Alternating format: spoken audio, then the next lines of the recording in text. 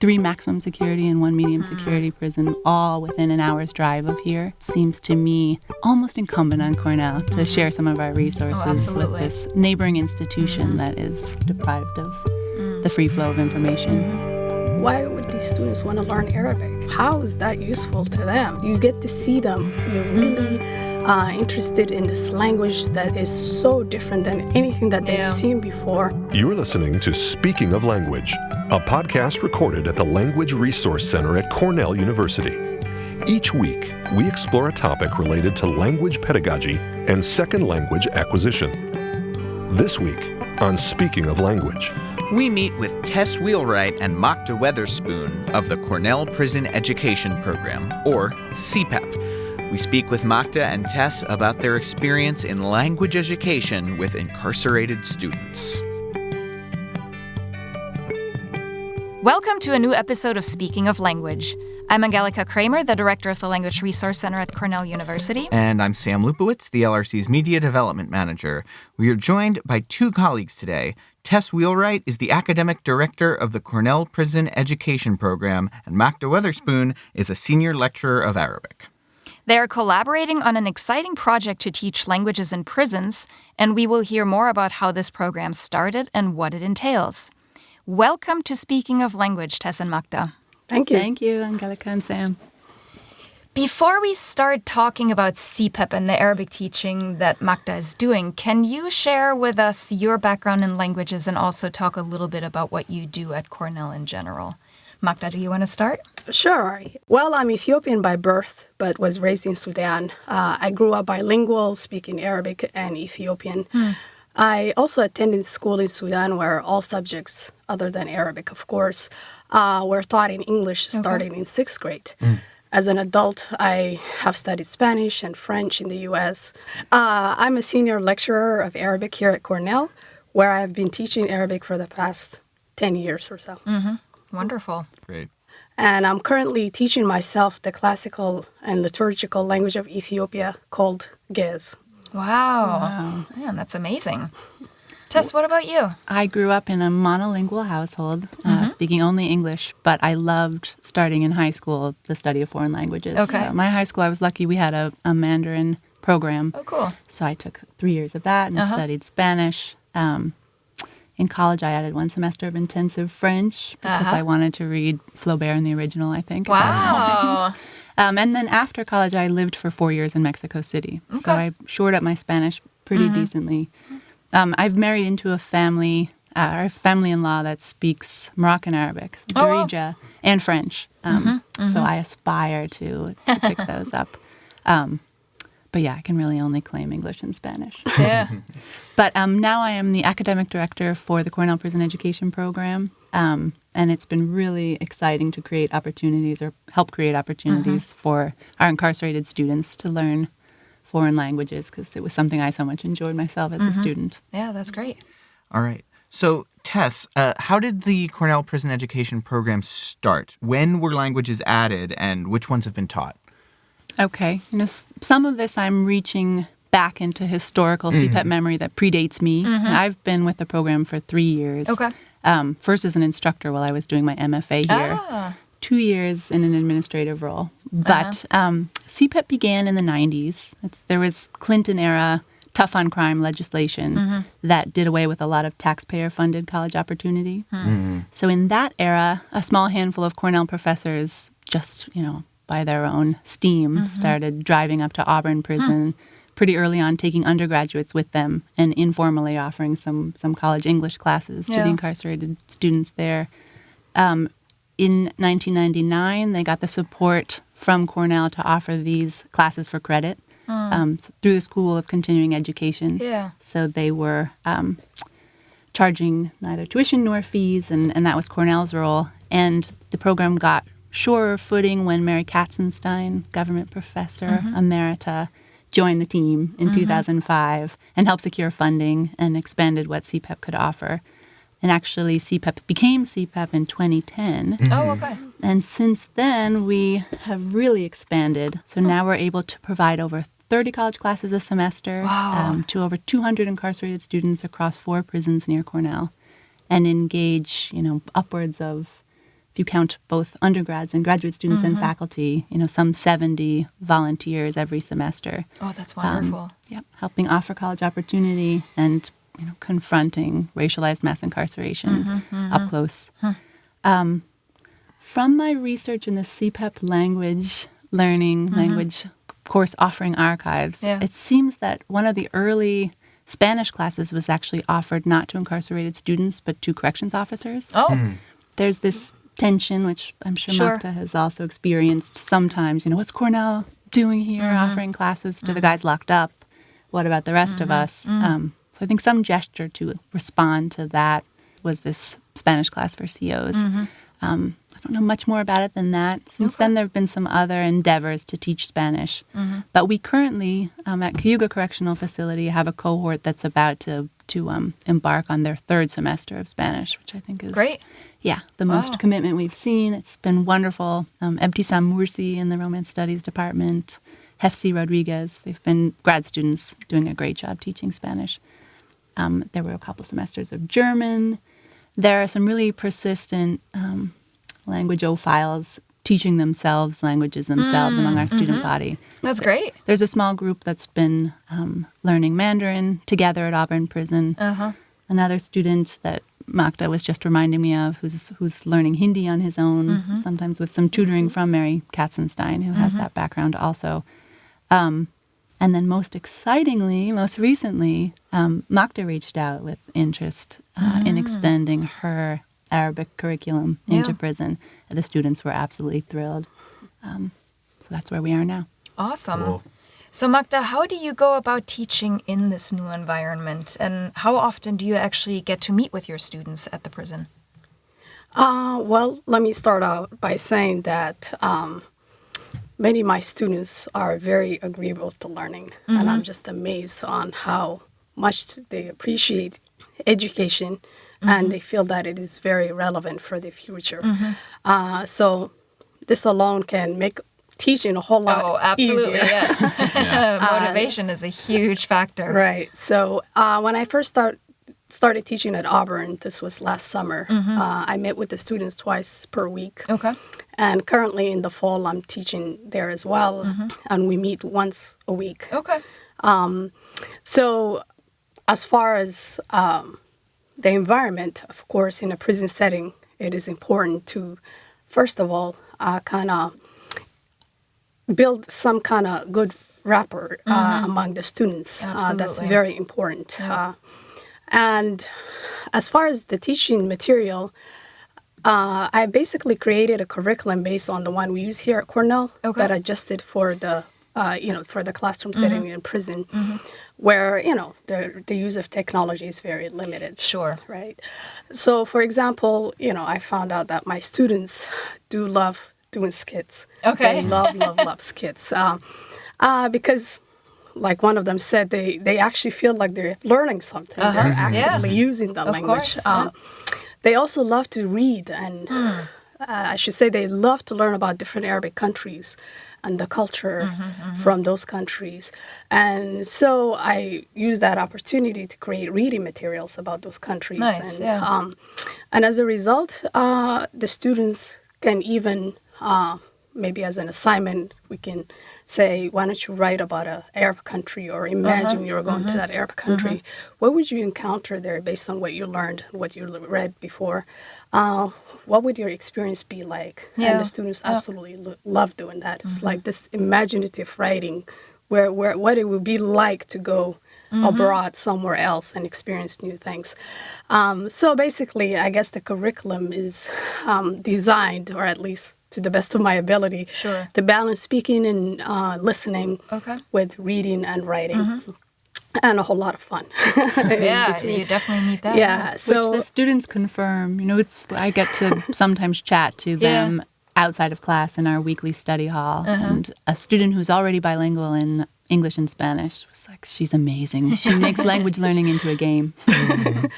Yeah, and and once in the classroom, yes, you prepare, you have this curriculum, preparations. I learned that I have to be very flexible. I have to, improvise on the spot as Of needed course, to yeah. make sure that what we're doing is relevant to that moment, to the classroom setting, to even the students who Sure.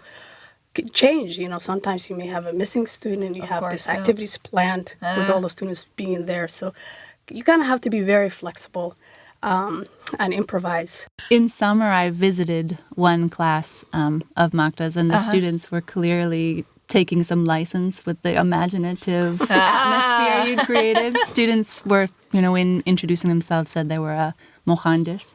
Someone said he was an engineer. One student had been nicknamed Bototo, right? Yeah, batata, potato head. Oh, boy. Yes. That's awesome.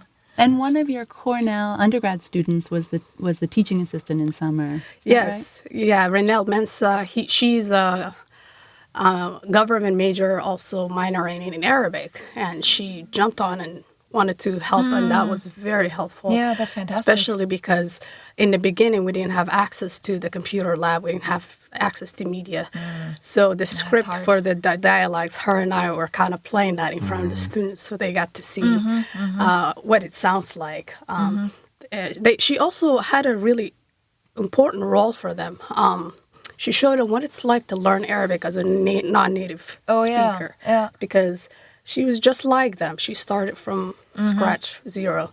And so seeing her, they said, wow, I can be like possible. that. Yeah. So I love it's that possible. I think our ideal vision of the teaching assistant's role is exactly that. Sort of, peer inspirer and mentor. Absolutely. She seemed awesome. About how many students do you have? Like, how many were there in the summer and how many do you have right now? In the summer, we started out with 14, I believe. Oh, wow. Okay. Actually 15. One had to be transferred. And a few others couldn't come because they have, I'm not sure exactly the reason, but I believe we ended up with 13 in the end. Yeah, in the summer. And currently I have 10. Okay. The other ones had to take some not prerequisite, but requirements for graduation. Sure.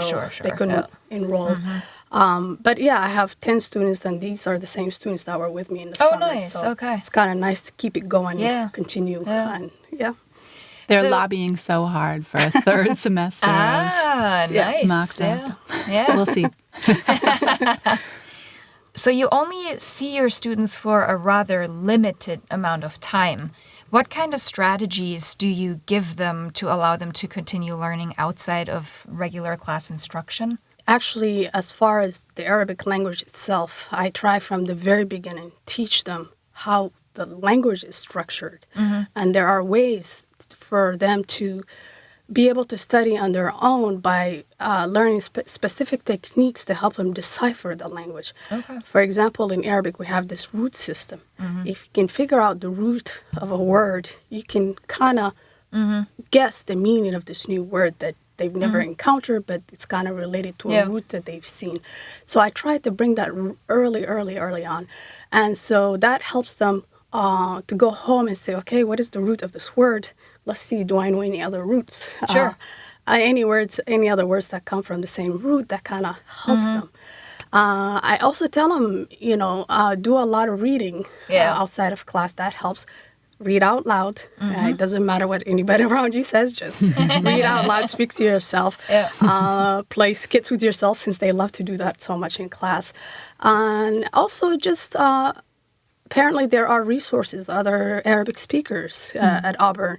I say, take that opportunity to see what you can learn from them. Have conversation, see what you can do with what you learned in class and activate it outside of class. And also, the students themselves are very motivated. They have their own techniques and strategies. I'm just amazed at what each one does to help them learn vocabulary, for example. They have flashcards. I have a student who has a notebook. He writes each word about 3 or 4 times. And he says it out loud. And so all these strategies. And everyone is unique, and all strategies are unique to them. So the key is to stay motivated and to keep going and learn outside the class. You've definitely hit on a key challenge. I mean, we all know the intro language courses here at Cornell meet every day, and that's part of the whole logic Sure. and magic. And, there's almost nothing less ideal than a class that only meets once a week, which you were able to sort of transcend in summer when at least you saw them twice a Right. week. Now, at 2 of the 4 prisons where CPEP is offering courses, we have computer labs. And, knock on wood, we'll build a 3rd at 5 Points Prison in November.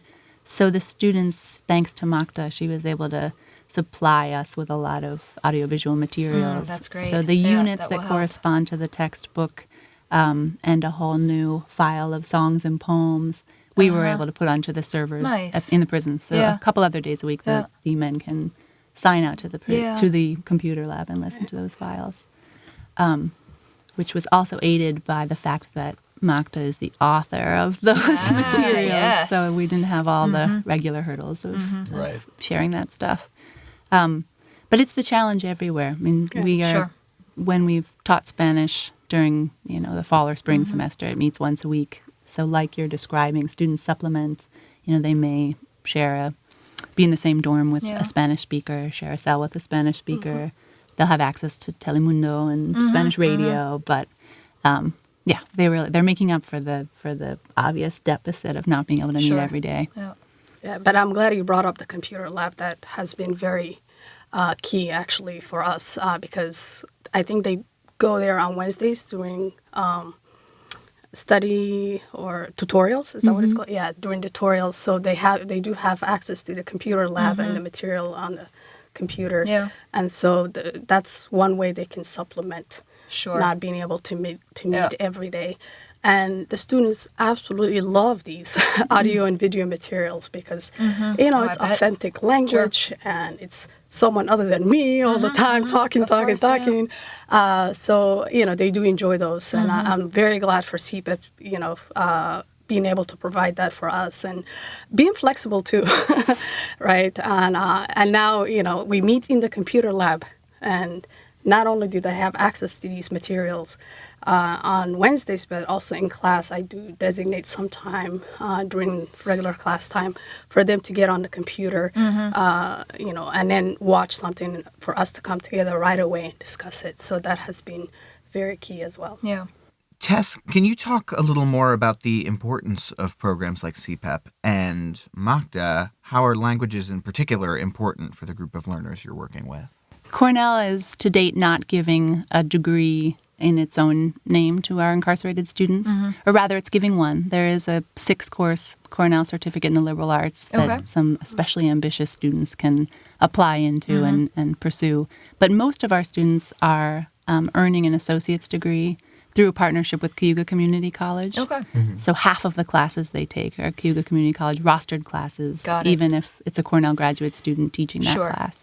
And the second half might be upper-level Cornell electives, elementary Arabic, and those are transferring into that degree plan Nice. as electives. We are now at Elmira Correctional Facility also, and it's too far from our community college partner, Cayuga Community College, so we have a new partner there, Corning Community College. And the associate's degree we'll offer through Corning requires a foreign language. Oh, wow. So there's a 6-credit foreign language requirement. So these kind of pilot programs in offering second languages are about to become very relevant as all 40 plus students at Elmira will have to meet that challenge. Where to even begin about why education in this context is important? Education in every context is important. Sure. I believe it's a right. Higher education should be available and accessible to anybody who has gotten through high school and wants to continue to pursue studies.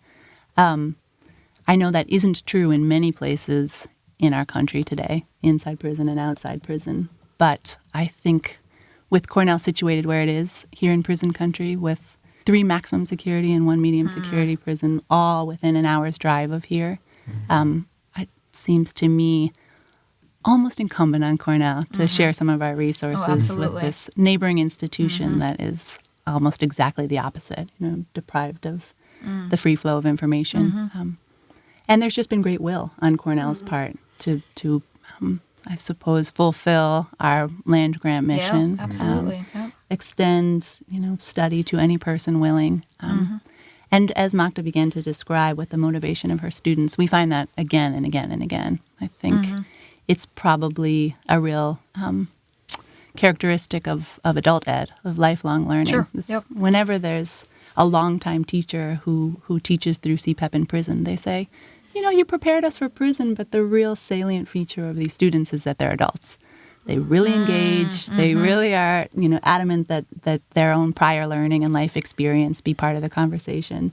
And if that's honored, then you are, at risk of romanticizing this group of students, you're met with the most engaged, purposeful, serious body of students an educator could hope to have. Yeah, that's great.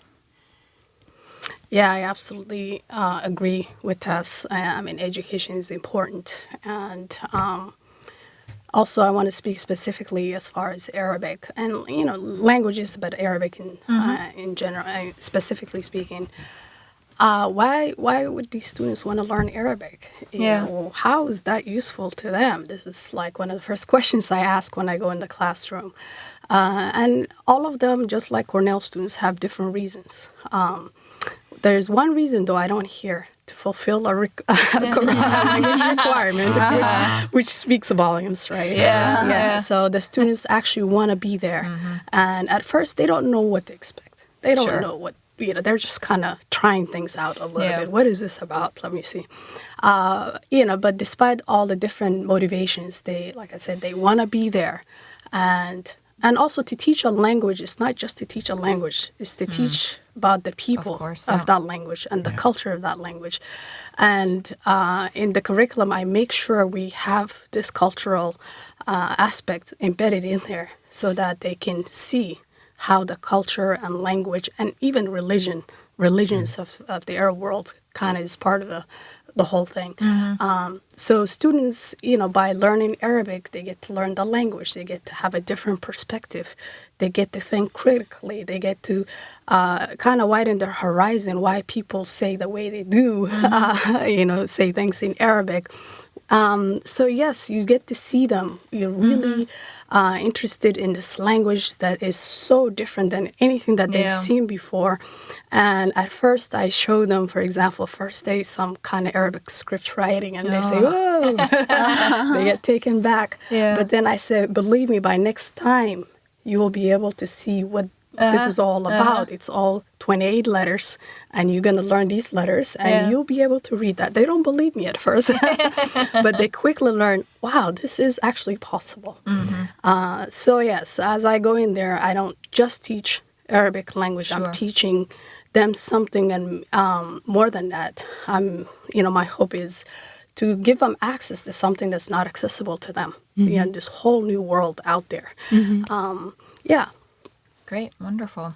It's almost, an opportunity for, men who, for this time in their lives, are confined to one geography. You're sort of allowing them a vehicle for travel, if imaginative.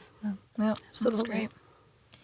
So where can people find out more about CPEP? People can find out more by reaching out to star instructors like Makda or to me. Our website, I think, is cpep.cornell.edu.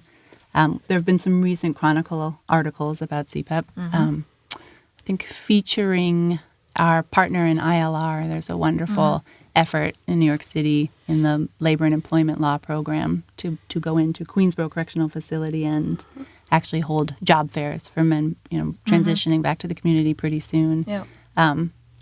They can read about our new partnership with, through librarian Heather Furness's on-campus research methods class, whereby students here at Cornell are partnered with incarcerated researchers to help them carry out, help them access the stacks in the databases and carry out research. That's great. All right, well, before we sign off, we'd like to ask you both to share your favorite word in a language you speak or have learned, are learning, want to learn. So, Tess, I don't know, do you want to start?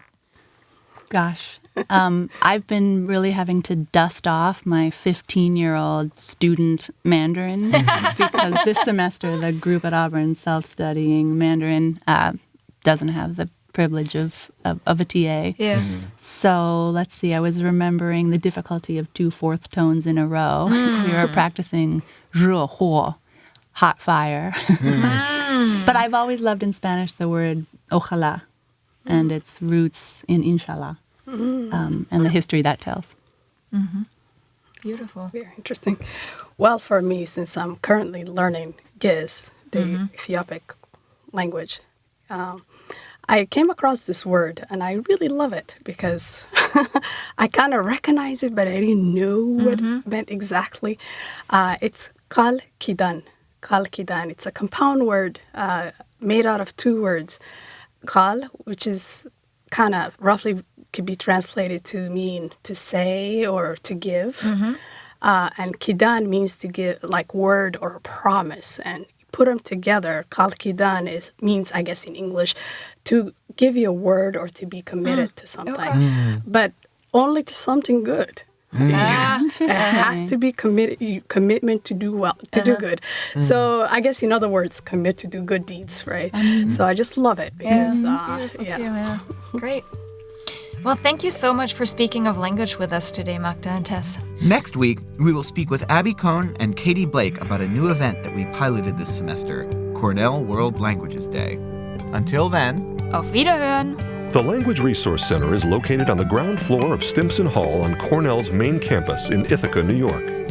Check us out on the web at lrc.cornell.edu or look for Cornell LRC on Facebook and Twitter.